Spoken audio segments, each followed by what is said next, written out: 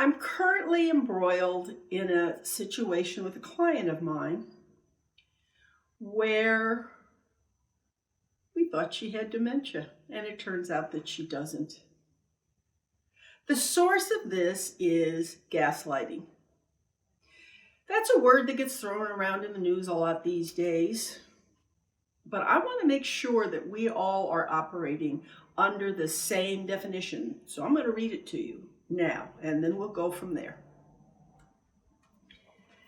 Gaslighting is a form of psychological manipulation in which a person or group sows seeds of doubt in a targeted individual, making them question their own memory, perception, or judgment, often evoking in them cognitive dissonance or in other changes such as low self-esteem. I want to add here that part of gaslighting is making other people believe those things about this person. Using denial, misdirection, contradiction, and falsity, gaslighting involves attempts to destabilize the victim, and that's where the dementia-like symptoms come in. And delegitimize the victim's beliefs. Delegitimize what the person knows to be true.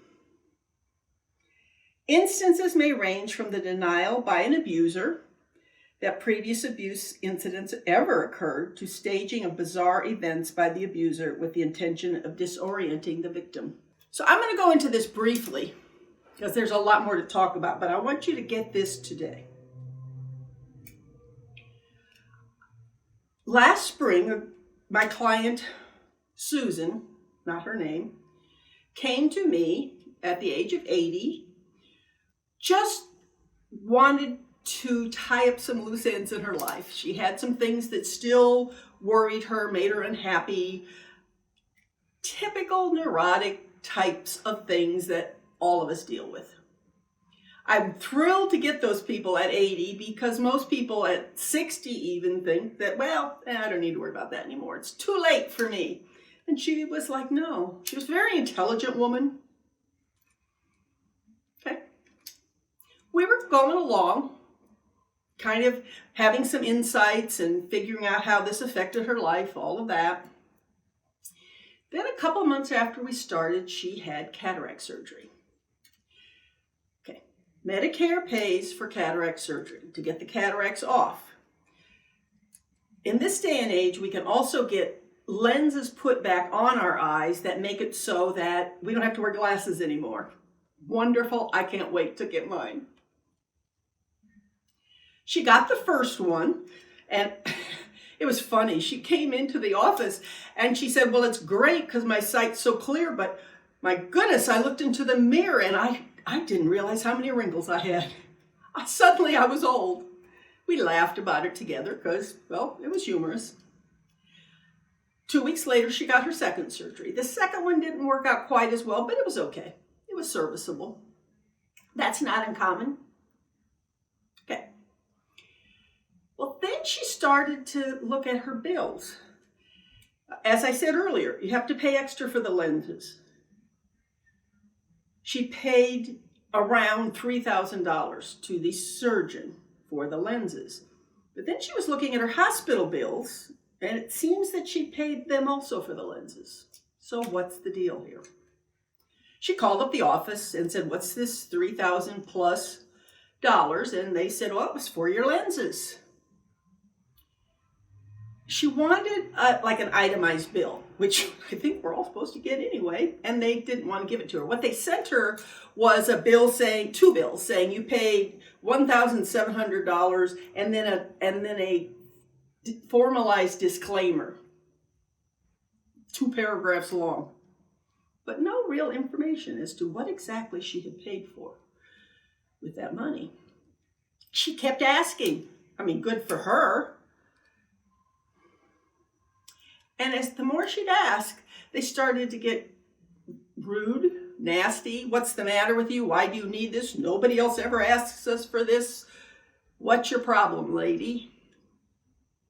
Then one day, they called her son Now, I want to tell you right now that my hackles went up about that because that is such a HIPAA violation. Ugh. But they called her son to complain about the way she's been calling them and behaving in the office. About that same time, she started acting differently in my office. As I told you, at first she was a lot of fun to work with. She's very bright, insightful. We were moving along. And suddenly she would come in, especially when she talked about him, like this, hate to say it, senile old lady. And I wasn't sure what was going on. Maybe I was wrong. Maybe something was going on with her. Maybe her mind wasn't quite right. I was furious about them calling her son because they had no right to do that. This particular son did not like that his mother was generating this call to him. That did not work out well. But she started getting worse in my office. Then one day, and I got a call from her doctor. And the doctor said to me, this was last summer, and the doctor said to me, "How's Mary doing?" Changed her name. It's not her name, folks. So how's she doing? And I said, well, she's been kind of different lately. I had a release to talk to the doctor specifically about this, by the way. A signed release from her. So we talked a little bit, like maybe she needed an evaluation. I even found a place. Duke does a very thorough evaluation for this.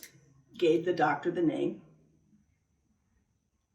Then one day, we spent the first half hour of the session talking about this doctor and what was going on. And she was all over the map. I could not make sense of it. She was afraid. She was clearly afraid of him.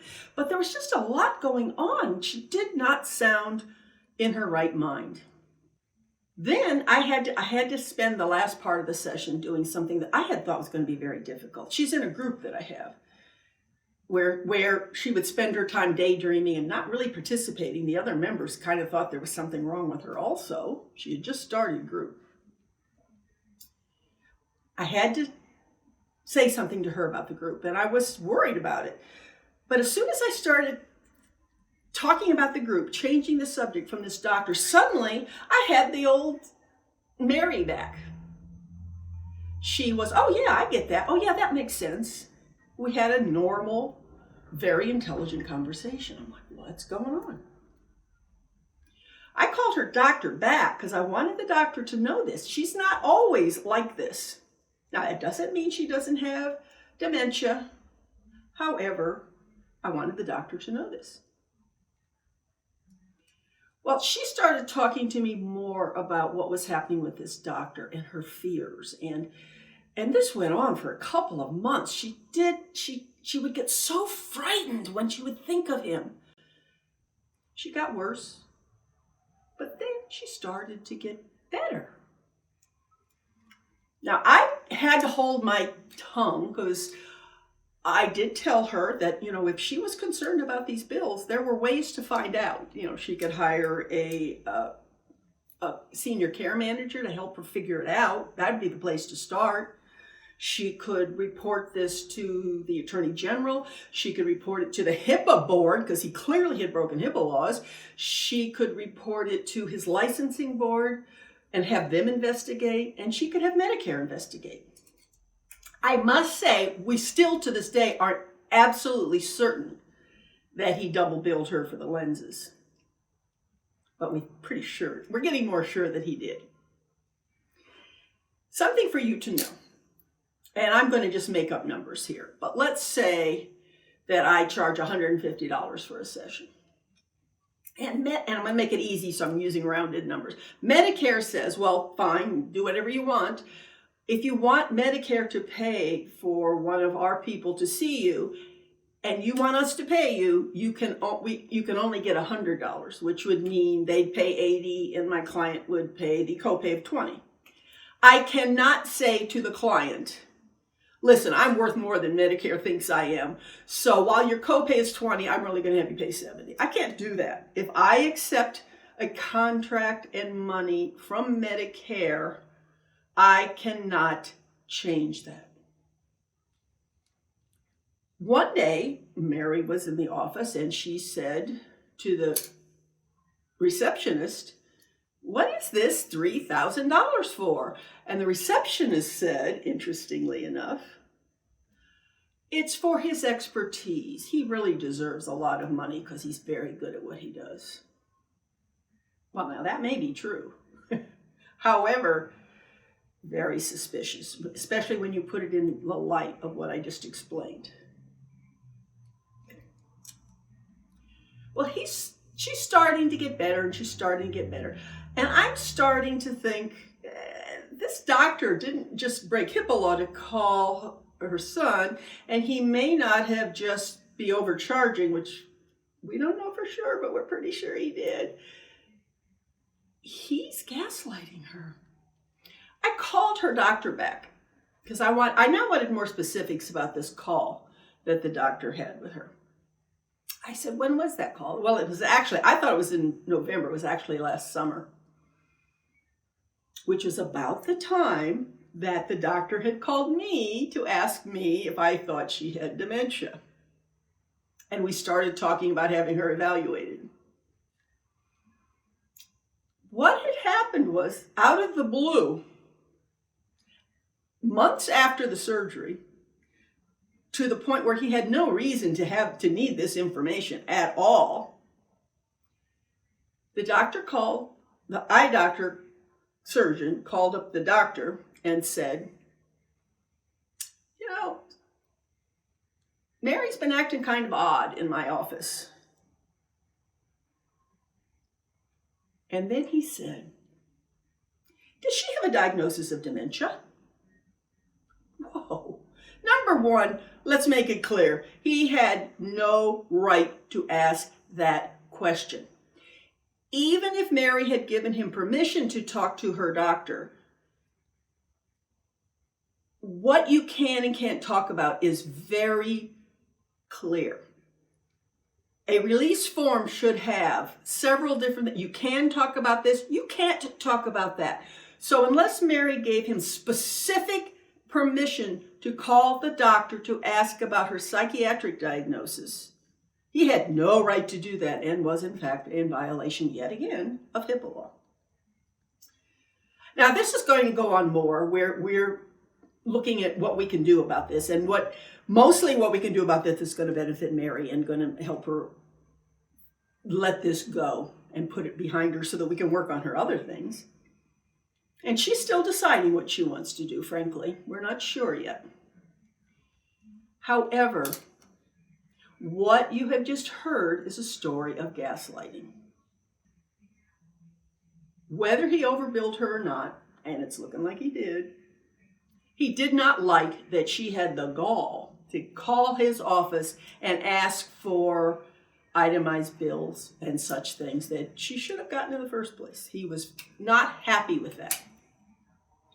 So he called her son, HIPAA violation, to plant in her son that there may be something wrong with your mother. By telling her that this was all in her head, we've given you everything we're going to give you, she was told.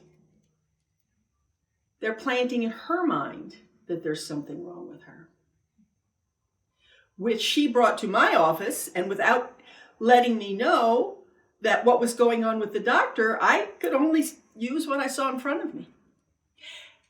He called her doctor to implant in the doctor's mind that, does she have a diagnosis of dementia? Oh, God. That's when the doctor called me and said, "What's going on? Does she have dementia?" I didn't know that came from the eye doctor. I thought it had come from something the doctor had seen in the doctor's office. Do you see how this works? She's much better now. She still has these waves of fear when she thinks about him and worries about what he can do to her. She's getting stronger. She thanks God that she was with someone who knew her before all of this happened so that we could put it together. I'm going to talk some more about gaslighting in the future, and I'll tell you why.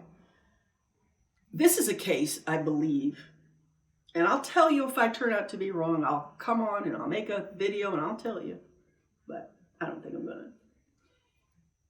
That we believe that this man did something he wasn't supposed to do, so he is purposefully gaslighting this woman in order to shut her up, or at the very least, make it so that the people around her don't believe her. They're not going to look into him because it's coming from this crazy lady. That's nefarious to the hilt. But I have also seen other instances of children and professionals, sometimes people who have the best intent. They really care about the elderly person. But yet they do another form of gaslighting. They don't do it on purpose, and they think they're doing it for the benefit, but they're not. I'm going to talk about that in the future because I think we all do it to some extent, and it's important that we know what we're doing and we stop. And the third part of gaslighting is that we do it to ourselves. As we age, we look at every time we forget. I walked into the kitchen and I forgot what I came out here for. Now, you may have done that at 30 too. I'm sure I did it when I was 30. I may do it more now than I did when I was 30. That's not dementia. But when we as individuals are so hyper concerned about every time we forget something, we are gaslighting ourselves. All right, I'm going to stop now. But I do want you to know this woman was gaslighted, and it happens. It happens for terrible reasons. It happens without us knowing. It's another way that someone can get diagnosed with dementia when they do not have dementia. Thank you. We'll get back to this.